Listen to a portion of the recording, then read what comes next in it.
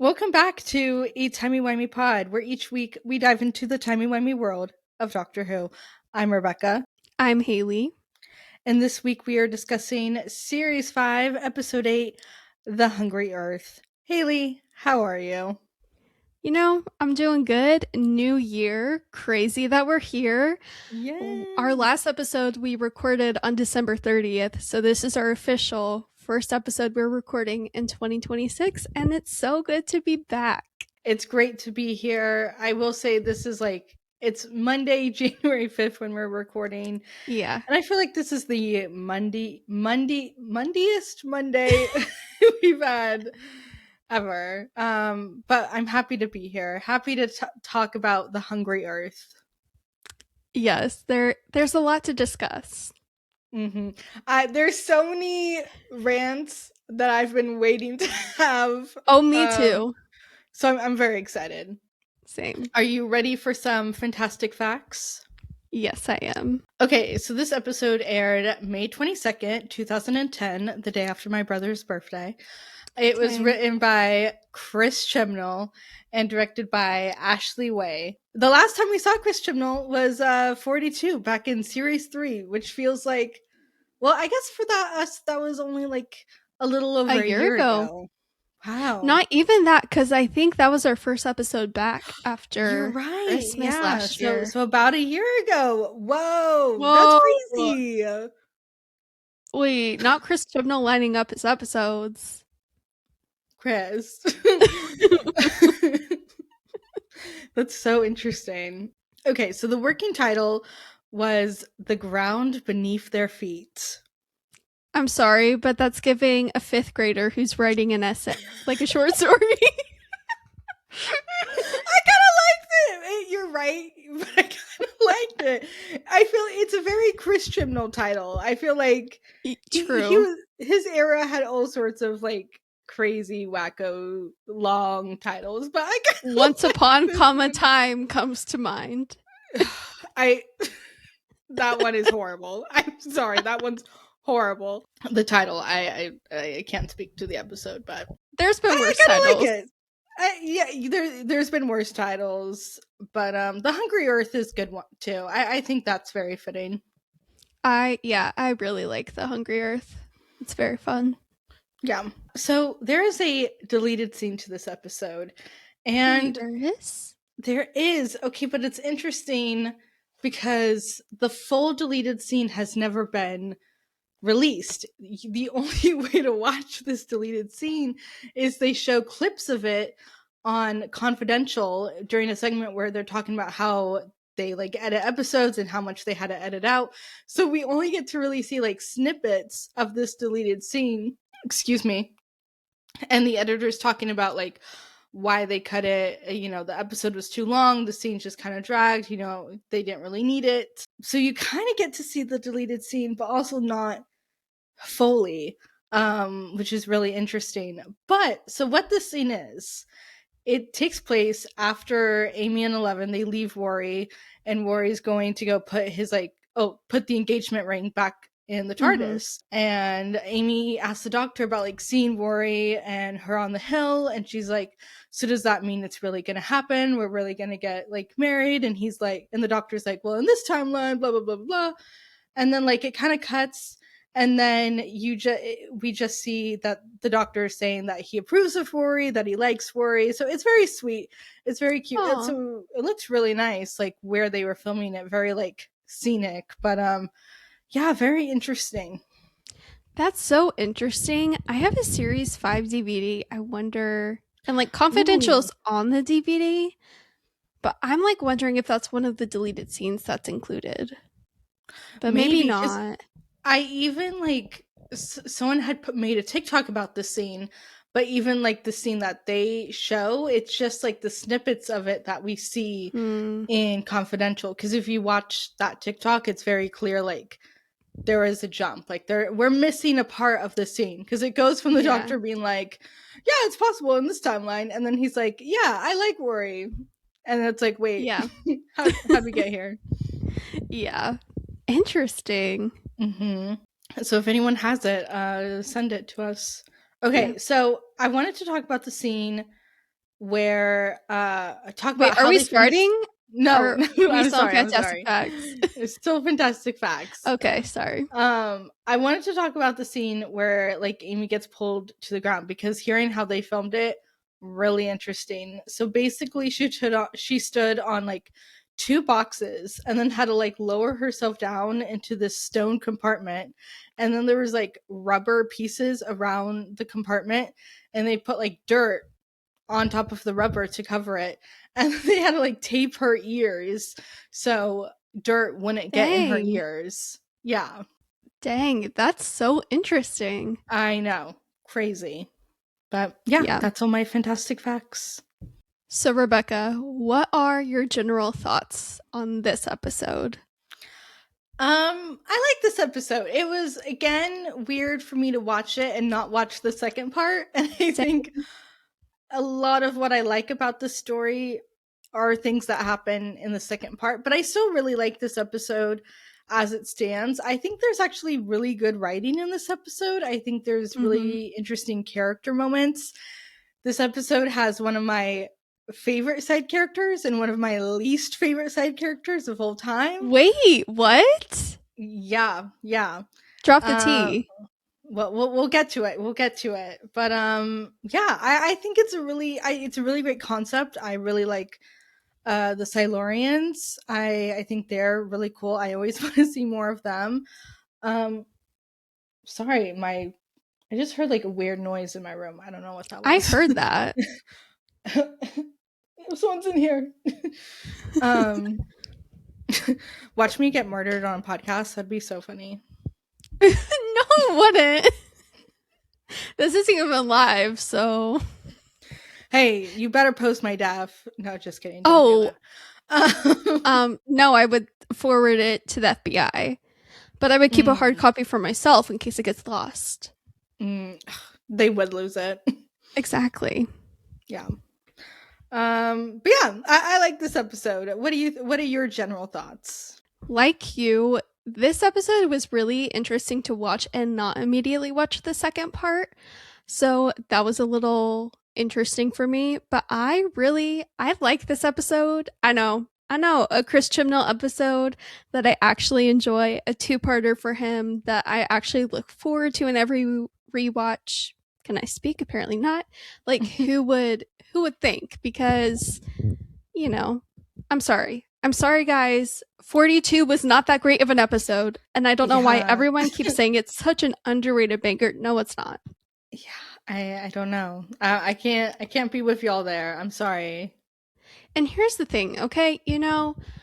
I've not been quiet about my dislike for Chris Chibnall, but like when credit is due, I'm gonna give credit to Chris Chibnall, whether I like it or not, because this two-parter is really good. I love that he brought back the Silurians, and I feel like it really has them entering the show here in series 5 has really opened it to where we see kind of cameos from them over time throughout the rest of the show. And so I really love that.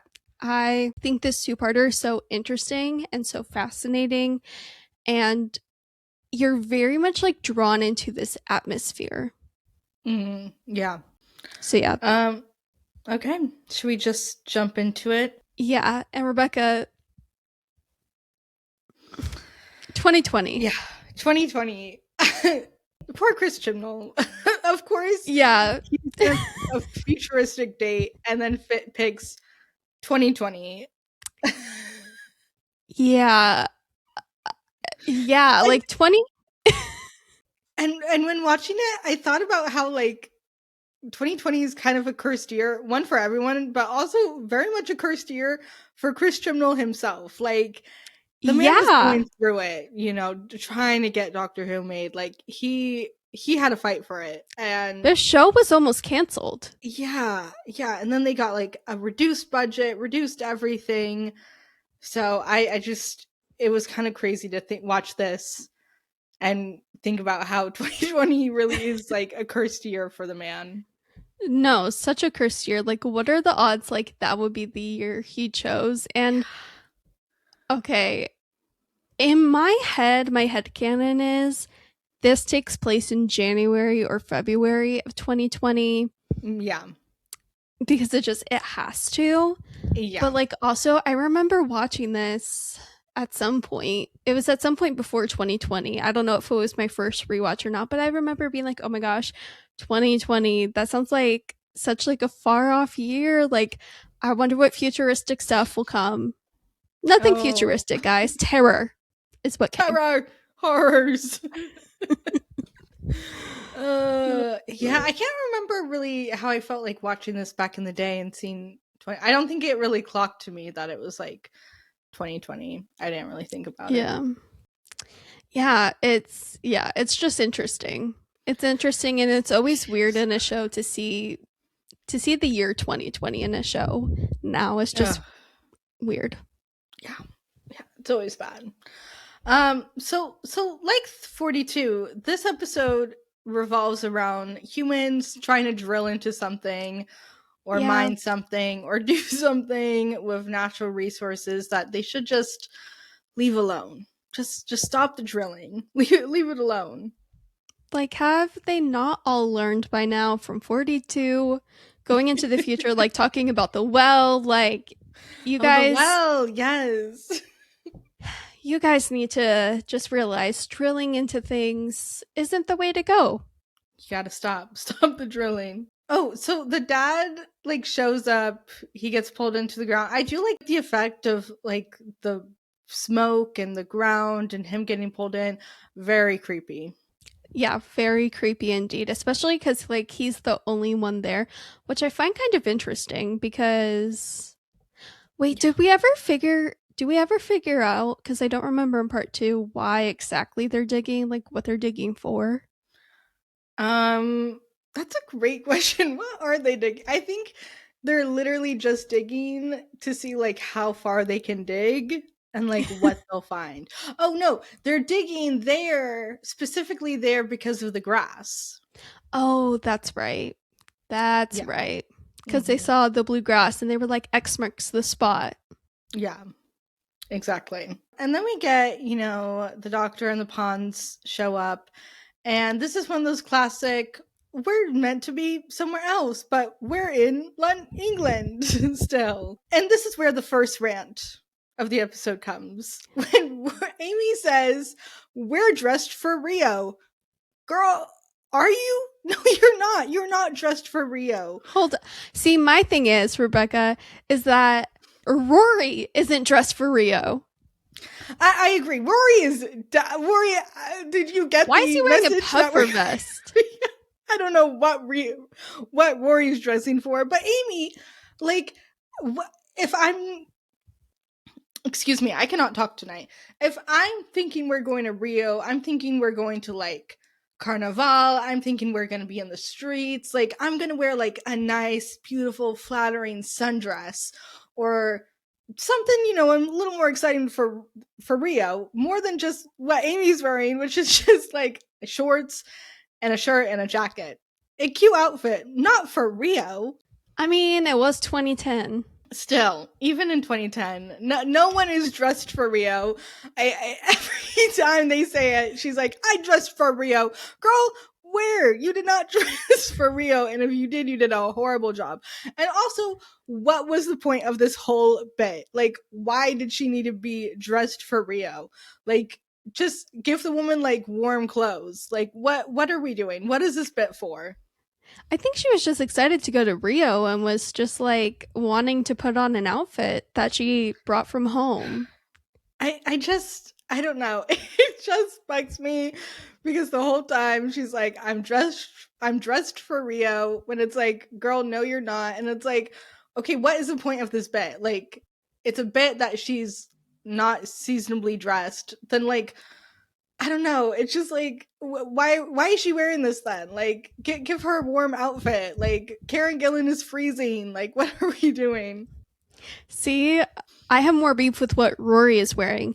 Man here's he's going to Rio, has jeans on, a button up, long sleeve button up. I'm so sorry if you could hear that, guys. There's someone speeding on my street. Did not hear that happens. So if you heard that, I'm sorry if you didn't hear that. I promise I'm not crazy. I heard it and it distracted me. But like the man, he is dressed for a day where they're at. Yeah, he dressed perfectly for this scenario, not Rio. I don't know what he was wearing. Yeah, so like I have more beef with him. Like, why are you wearing that to Yeah, no, Rio? valid. Honestly, valid. You know that meme that it's like when the friend group meets up, but none of them talked about what they were gonna wear. Yes. That's the three of them in this episode. No, you're so right. You're so right. Yeah. Oh, okay. So they see future Amy and Rory. Kind of a crazy. Yeah. Kind of crazy. What do you think about this moment?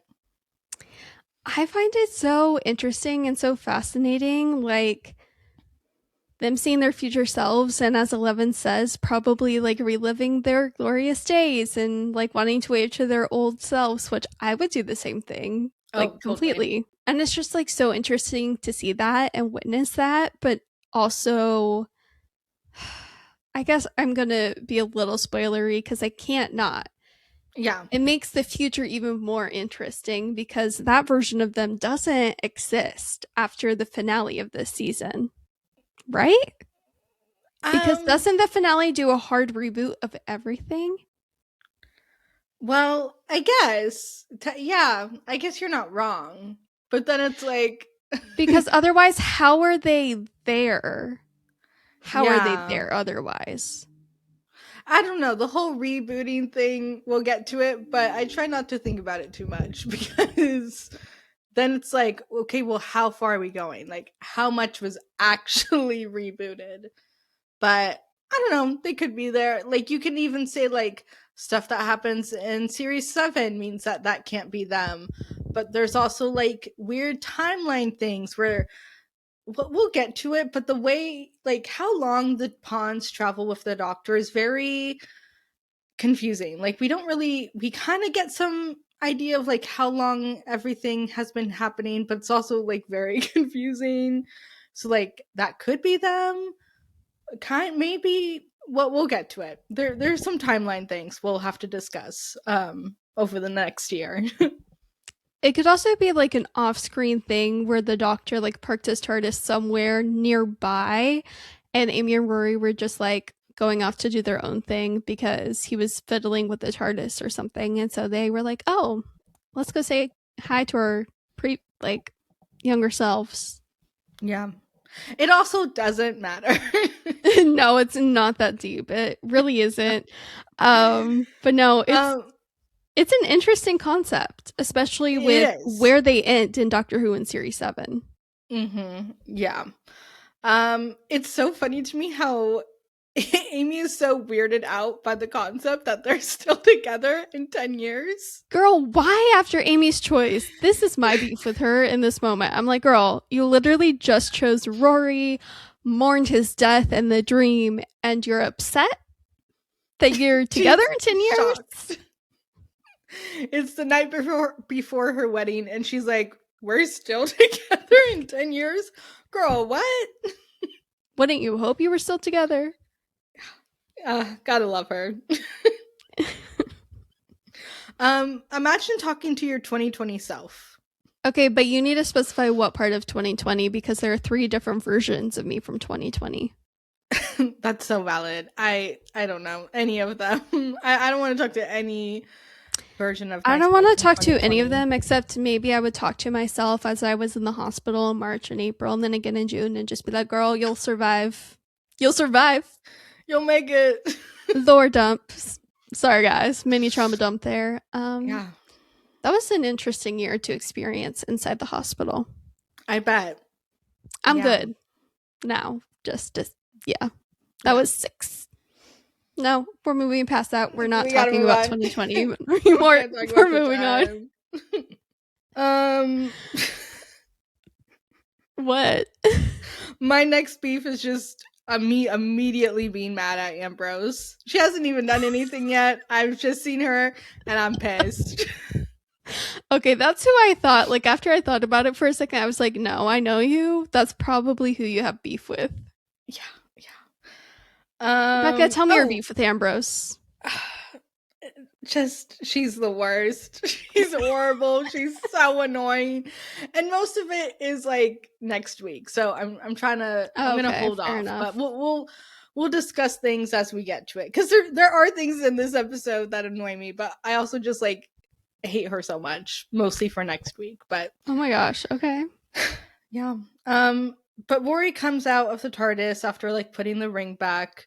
This is something men do. I feel like men do a lot where they're like, don't wear your ring because you'll break it or you'll lose it or something. In my mind, I'm just like, then what's the point of giving her the ring if you're gonna be like, no, you gotta keep it safe? Yeah. Like I don't know. For me, like this is just such like obviously a plot device for Oh next yeah. week's episode. Duh. Oh yeah. Like it doesn't feel genuine to Mm, me. yeah. But then, so like Ambrose meets up with Rory, and basically, like her uncle, her aunt, or yeah, I think it's her aunt or something, someone's been robbing the graves, except it doesn't appear that anyone's been robbing the graves, but her Mm-hmm. body's gone, the casket's gone. Really interesting, kind of creepy concept to start things off with. And like we know something weird is happening with the ground. Yeah, and okay, look, I know there are some people online who have beef with Elliot.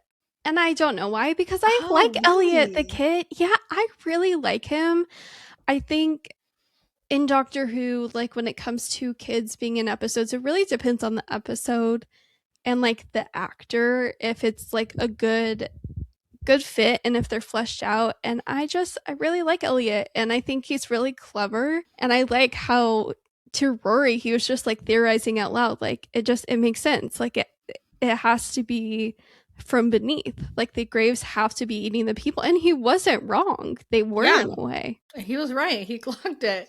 Yeah, he doesn't bother me. I don't find him annoying. I think I think he's written very well as like a kid Mm-hmm. his age, talking about Sherlock Holmes. Like me and this kid, we would have been friends as kids. Like I was also talking about Sherlock Holmes. Yeah. So I don't know. He feels very like real and genuine to me. I'm Me not too. annoyed by him at any point. Neither am I. And I think it's cool. There's some dyslexia representation. Yeah, definitely. There's a great moment later on that we'll talk Yeah. about that I really like. And then Amy and the doctor, they just like wander into whatever you want to call this place. And I love Nazarene. She's just like, what, who the hell are you? Like, why are you here? And then just like lets them do whatever. She's not like, Yeah. leave, ID please. She just kind of lets them be. Which is so funny to me because I feel like if you're gonna have like security cameras set up, you would have some sort of security or something. Yeah, But I like you guess think they not. would be more concerned by these like absolute randos just wandering onto this site. So yeah, it's really funny to me. And it's also funny as Amy and Eleven are wondering when he like chews the bluegrass and then spits it out and Amy's like, have you always been this disgusting? And he's like, no, not always. I'm like, mm-hmm, okay. Okay, yeah, yeah. He says it's more of a more recent thing, which I guess technically, if we're talking about the Doctor's whole life, like Yeah, this definitely started with the 10th Doctor. So I guess a for him it hundred is percent. a little bit of a more recent thing, which is funny. Yeah. And then the ground starts shaking and Eleven yells at Mhm. Amy to get away, but it's too late and she gets stuck trying to help Tony out and she kind of has her quicksand moment. What are your thoughts and opinions on this whole scene? Love a quicksand moment. I think this is a Mhm. great scene. I really feel the emotions of it. I think Karen gives a really good performance here. Like I feel scared when she feels scared. Like you can tell the moment on her face where she's like, I don't want to say giving up, but it is a little bit there. Like I think when you're in these Mhm. situations, you kind of like have a moment where like, yeah, you can't really keep fighting it, and we see that on her face. And I think she just gives a really interesting performance here. And it's sad and it is scary. Like, she is trying as hard as she can, but something is just pulling her down. That's horrifying. Yeah. And she just says, "Tell Rory," and she is sucked underground, and the doctor, it's just like standing there. Yeah. Do you think he thought she was dead immediately, or do you think he knew there was more to it? No, I don't think he ever for a moment thinks that she's dead. Agreed. I don't think so either. And I love the interaction between him, Nazarene, and Tony when they're like chatting, like, "Oh my gosh, like this was crazy, da da da da." And 11, and they're like, 11 starts speaking, and they're telling 11 he's not making any sense. And he's like, "Excuse me, I'm making perfect sense. You're just not keeping up." I'm gonna use that line. Yeah, it's so great. And then he explains that the Earth, like specifically where they're digging, is bioengineered to protect. So as they were drilling, it triggered something within the Earth. And at this point, we don't yet know it's the Silurians. They kind of keep up that suspense a little till towards like the latter half of this episode. But I think it's fun to see like the visual like map where they can see the heat signals just rising up, and Mm-hmm. you just realize something or someone is drilling their way up. Yeah, no, I really like that. And I like that you don't know what it is for a long time. It really adds to the kind of like uneasiness of all of this. Yeah, and then they realize that they're trapped in this bubble. The Silurians put this big Dome. bubble dome, thank you, Yeah. all around like the little church where they're at, the building and whatnot. Which, side note, I really like the church. I really like the Yeah. architecture and stuff. It's really pretty where they chose Me to too. shoot these scenes. I like the dome idea. I mean, I guess I understand why they did that because they needed like a reason for everyone to like stay huddled in this church. But I think the idea of an episode where like maybe more people and maybe a bigger town gets stuck under a dome could be like really interesting. Like, I always kind of love those kind of stories. So I like, part of me is a little not disappointed, but I'm just like, we had this dome, but it doesn't really matter that much. But I don't know. Maybe that's just my own bias. Yeah, I guess it didn't matter that much, but we did kind of, in a way, have an episode with the dome, dot and bubble. Yeah, but that's different. I Kind mean, of. like they put a dome here, and then it's Oh, like, okay. oh, we can't escape because this dome. Gotcha. Yeah. So, what do you think about the moment where the doctor tells Rory about what happened to Amy? Because he doesn't really explain anything. Rory, he never gets full explanations. He's given like one liners that he has to like go with because he's just told like, "Don't worry, we'll get her back." And Rory's like, "What do you mean? Where did she go?" What do you think of this moment? I feel really annoyed on Rory's behalf because the doctor doesn't even have the decency to like give Rory 10 seconds and be like, "She's underground. We don't know what's going on, but like, we're gonna like find her." Instead, Rory is like, "Where's Amy?" And 11 just like stands there staring for a second and is just like, "She's gone." Yeah. And Rory is just like left there to decode what he means as 11 is rushing about. So I wish it had been handled differently. But I mean, it's in character for 11, especially like Amy, like who he still sees as Amelia, and he knows just the love her and Rory have for one another. I think he also doesn't, at the same time, even though I'm annoyed, I understand that he doesn't want to like pause and actually think about the implications. Yeah, definitely. Like, it's very in character for who the doctor is, but I always just feel bad for Worry because I imagine know. like 1 second it's like, okay, like, see ya, and then it's like, oh, my fiance's in the ground, like, hello, what? I've just been like in these Yeah, graves. What do you mean? exactly.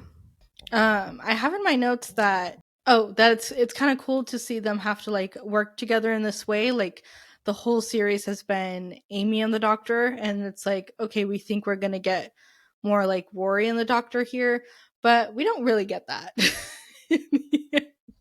But it was nice to, No. for a moment, have the idea of that. And we Yeah. definitely do get it at later points in the show.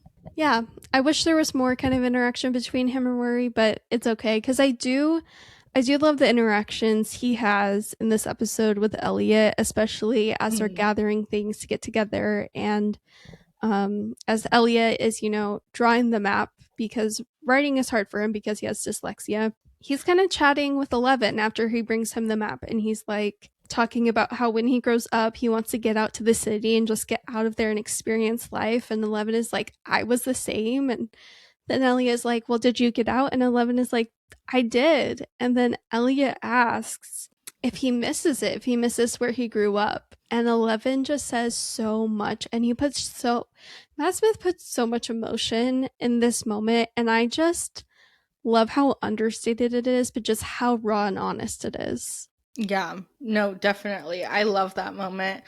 And we don't get a lot of moments like this with the 11th Doctor kind of Mm-mm. having to talk about home and talk about Gallifrey and talk about how he misses it. Like we get a lot of those moments with the 9th and 10th Doctors, but it's more rare to see this from the 11th Doctor, and I think it's really interesting. And that's just that line, like so much tells you a lot, and I really like that. And I love this conversation with Elliot too, and I like how he responds when Elliot tells him he has dyslexia. He's like, "That's okay. I can't make a decent meringue." Like he doesn't make a big deal out of it. He's just like, Mm. "Yeah, there's things that we all can't do," and I don't know. I really liked that. Me too. I love that. Yeah. Something I want to talk about is how no one cares about Mo or gives a heck that he's gone. Like No, they literally, no one do cares. though. Elliot is Do like, they? can you get me my dad? And then 11 is like, I promise you.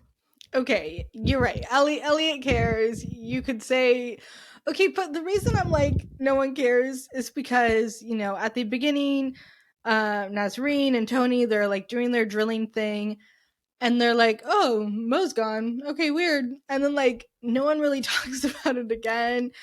And finally, like at one point, Ambrose is like, "Where's Mo?" And then she's like, "Okay, so Mo was taken underground too." Like no one's besides Elliot is really caring about Mo. Like there's no urgency for Mo. Like he I see disappeared what you're saying. and the day was going on. Like we were not bothered. Yeah, he disappeared, and instead of like Ambrose being like, "Oh my gosh," to Rory that you're here to like help save my husband, she's like, "Actually, the graves." And he took the you're right. Like she didn't know that he was missing. You could Yeah, argue, but true. like his job, like he had the night shift. He's been gone all night, and like no one's really doing anything. Like his father-in-law is on this site, and he's not doing Yeah. anything. And did they even know? Like, how did they know he was taken and not like raise the alarm to Ambrose? Yeah, like he's just gone, and they didn't contact her. Like nothing. No, this is what I mean. No one cares. You're kind of right, actually. Yeah, There's no like rush. There's no I can't think of the word. a sense of urgency. Thank you. Yeah. Yeah. Um, I do love when 11 says the monsters are scared of me. I just think that's such a great line when Mm. he's talking with Elliot. Yeah, very, very fitting for things to come later this series. Yeah. Yes. I need to bring up the moment where Ambrose immediately gets weapons, like right away. It's the first thing she does when she knows things are going south. She gets weapons. And I would do the same. I'm sorry, I would do the same if Fair I had enough. no prior interaction with the doctor. And also, I'm sorry to perpetuate stereotypes, but I am an American, and if you try to rob me, I will slap you in the face. Valid. No, you're right. I'm just, again, I do not like her. So I was like, of Fair course. enough. Immediately, she's getting the weapons. But what do you think about Tony and Nazarene and their little like situationship going on? Honestly, I mean, I not to sound awful, but like I don't really care. Like I think it's sweet. I think they're cute, but like I don't know. I haven't put a whole ton of thought into them. I do I can't talk about it because it's in next week's episode. So what I'll say Mm, here is like I think it's really sweet. And that kind of yeah. like in the heat of the moment as they're waiting for whatever it is, which is the Silurian to come up, that, they just kind of both acknowledge they have feelings for one another. But I just feel like there's not quite enough time in the beginning or in this episode to like really say more because we don't know a whole ton about them. Yeah, I agree. I don't really care with Tony. I don't really care about Tony or their relationship, but I am really interested in Nazarene, like right off the bat. I think she's really compelling. She gets a great moment towards the end of the episode and like tons of great moments in next week that I'm excited to talk about. I completely agree with you. I really love the character of Nazarene. She's definitely like in the running for the side Hmm. character of series 5. Oh yeah. Oh yeah. So stay tuned for series 5 wrap up. We're going to have so Yeah. much to talk about in that wrap up. Oh my gosh, it's gonna be so much. I texted you something about it last night Oh, yeah. too. So we've added another category, I think. And Or maybe I did. I'll you did, you did. But I was also thinking of another category we might want to add that we'll discuss off Oh. mic. Oh, tea. Okay. Yeah. Yeah, so stay tuned for that. Sorry, I'm just like I can't believe we're on the 8th episode. I know that's crazy. And we still have so much of this series to go. And it's crazy to think Yeah. about how now the season, like this would be the finale if this was today.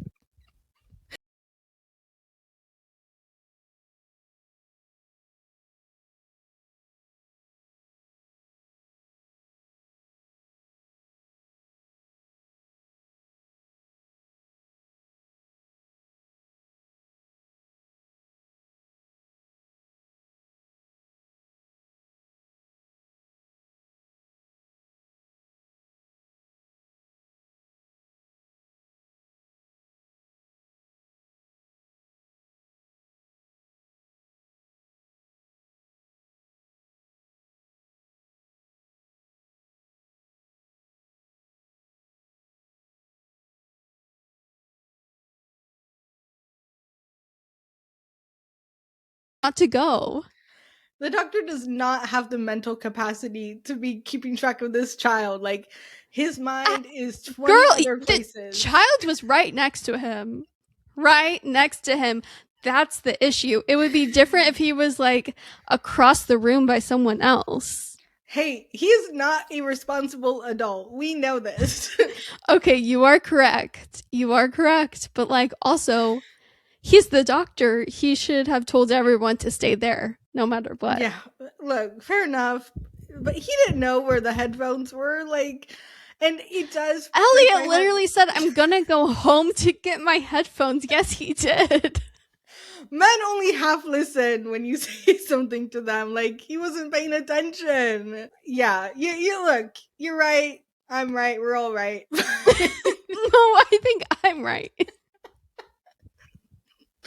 But he does feel really bad about it. Like when Ambrose brings it up and he realizes, oh shoot, I True. was the last person to see him, and he was like, he does feel like really guilty about that. It does make me really sad. Like when he has that realization, he's like, oh shoot, it was me, and yeah, I did let him go. Oh, but Ambrose, her reaction annoys me. Like, Why? girl, it just does. Like, girl, it's your kid. You watch him. Okay, no, I do agree about that. Like, I do agree with that to an extent. I definitely think she should have been keeping a closer eye on him, like most parents would. But also, 11 was the last one to see him, so I understand her getting upset. Also, so much time passes before she realizes he's gone. Like, That they had actually this is whole true. kerfuffle. Yeah, like, girl, you're just now noticing. Like, That's actually a little concerning. exactly, exactly. There's not even that many of you. The Silurians weren't even up there yet. No. Also, why did he need his headphones? Hey, he needed his headphones. What are you going to do without your headphones? You know what? Fair enough. I would have also risked my life at his age to go get my headphones. I think you would now. Yeah, I would. I would. My next note is that the Silurian should have attacked Ambrose instead of Tony.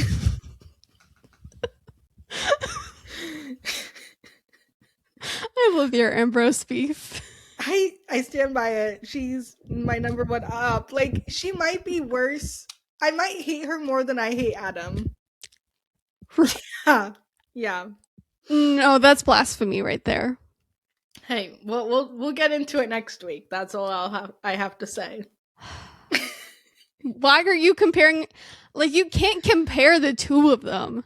They're two separate eras. What she does is worse. Fair enough. But you will not catch me out here defending Adam ever. Oh, I'm not defending Adam. Let's be clear. Okay. Okay. Yeah. Oh, and then at this point, the doctor is wearing these, like, I couldn't think of what to call them, so I just wrote them down as heat glasses. Like, he's able to see heat signatures. I called them the sonic shades. And look, okay, I know I wrote that they were giving sonic shades, and it made me very happy. No, me too. I know they're not the sonic shades, sunglasses, whatever they're called, but this is the closest we get to 11 wearing them. And you know what? When he was wearing them, everyone thought they were cool. Yeah, you're right. So why didn't they feel the same with Peter Capaldi? I rest my case. Fake fans. Production was pregnant with the sonic shades here. Oh, before this, though, when they're all, like, rushing to get... Oh, by the way, they're all rushing to get in this room, and they don't, like, stop to make sure Elliot is running with them. That was my problem. I'm like, girl, you didn't realize he was gone for so long. Like, you're dying to get into this, like, church room, whatever, and you don't even check to see if Elliot's there. So true. But what I was going to say is that 11 yells at Rory to not diss the Sonic as they're trying to, open a door. And I just find that really funny. Classic. I love how Rory just says, defending the planet with Meals on Wheels. Very sweet. I love it. Yeah. I love him. I do love him and 11 working together to get Alea into the Meals on Wheels van. Yeah. No, that is nice. It's nice to see them team up. Like, I think we're robbed of good Dr. Rory moments. Like, they come so far few in between. They do. But yeah, now both sides have hostages. Yeah, crazy line. Every time I watch this episode and he says that, I'm like, oh, like, that's how you know, like, things are on, things are dicey. This is not gonna end pretty. What are your thoughts to when we see Amy waking up underground in whatever container she's in? Very scary. I kind of forget what happens in that first scene. Thinking about the scene at the end right now, but what happens in this first scene? I forget. No, that's so fair, because I honestly forgot about the scene until I was watching this earlier, but she wakes up literally kicking and screaming and threatening to kick their backside, and then she hears like a shush, like she's being shushed, and she's like, did you just shush me? And then like this I don't know, this like steam vapor comes, and then she's like out again, and she's not conscious until later on when she sees Mel as she's sitting in that standing in that strip. I don't know how to describe it, whatever she's in. Yeah, I think all of this is very, very spooky. Like, if you were a kid, I bet you were so scared watching this for the first time. Yeah. No, definitely. Especially like when Mo is telling her that, and I'm using air quotes, to decontaminate them, they have to be dissected. And Mo was dissected awake. Yeah, that is horrifying. And he's just acting chill about it too. Like it's another day. Like, what is with this man? Is he on good painkillers? Maybe, yeah. no, horrifying. And just like Yeah. watching like the Silurian doctor come closer and closer to Amy with the needle, and she's just like trying to fight any way she can. Yeah, horrifying. No, thank you. Horrifying. Yeah, no thanks. So then we have this really interesting moment with Alea and the doctor, and he immediately, takes off the mask and says, "You're beautiful," which I just love that moment from him, taking in this like ancient civilization who's been around for so long. And he's right, like the design for the Silurians is so good. It's so good. I love the Silurian designs. It's so intricate and detailed and beautiful to look at. Yeah, no, they look amazing. And they have this moment. She keeps insisting that she's the last of her kind, and he's like, "No, you're not, because I'm the last of my kind, and I know how that sits in your heart." And that's one of my favorite moments from him. Such a, again, like, same killer line. Like, there's some great writing in this episode. There really is. Yeah, really, really great, beautiful writing, especially in this moment, like you mentioned, when he's like, "I know how that sits in a heart."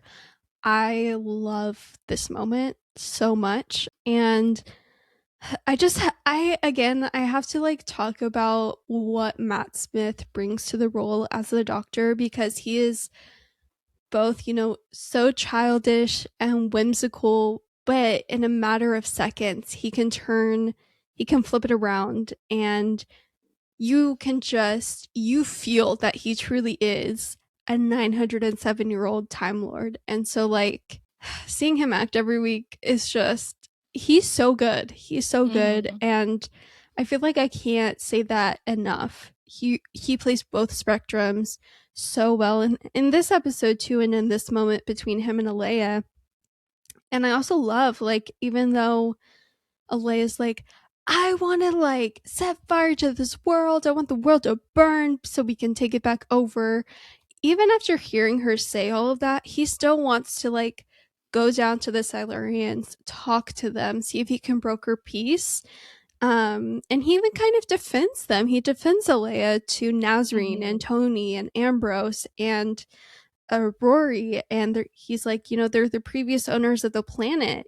I love how he says they're Earthians. Yeah, they're Earthians, and of course, like, they're an ancient civilization. Of course they want, their land back, but unfortunately, like, that's not the reality anymore. So I really love, like, the respect he has for them, even though he knows, Alea isn't so much there for peace. Yeah, Alea, look, I will have a lot to say about what happens to Alea next week, because it's bad. But she kind of wanted this. Like, she did. Like she said, she was like, "I'm ready to die for my cause." Like, she was waiting for someone to try her. She was like, "I'm ready for the war between the land and the land." Like, let's get it going. The war between the land and the land. Oh my gosh. When they were talking, when Eleven was saying like the Silurians or whatever the other name was, or Homo reptilia, I was like instantly thinking, what is the Sea Devils? Oh, I don't know. I don't know. I was thinking. Hopefully now, since it seems like War Between the Land and the Sea did pretty well, that maybe we'll get like an epic like story with like both civilizations, because they're supposed to be like cousins or something. Yeah, related somehow. So that would be tea. That would be so interesting to watch. More Silurian stories. Like, I want them back so bad. I know we last saw Silurian in Joy to the World, which was the 2024 Christmas special, but that was just like a snippet, and I would love to see them back. I really enjoy the Silurians. I really enjoyed them in this two-parter, and we'll get into way more next week. Next week, I'm really excited to talk about everything. There's so much to discuss. But like how this episode ends is that Alea predicts one of the three who are above ground, which is Tony, Ambrose, and Rory. One of them will kill her. She knows which one will. We all know which one will. Yeah. And she says it will incite a war. And then Tony kind of, like, we see that his sting is like very big and evident on him. And then 11 and Nazreen make it underground because Nazreen pops in the TARDIS to go with 11. What are your I thoughts on love that scene? this.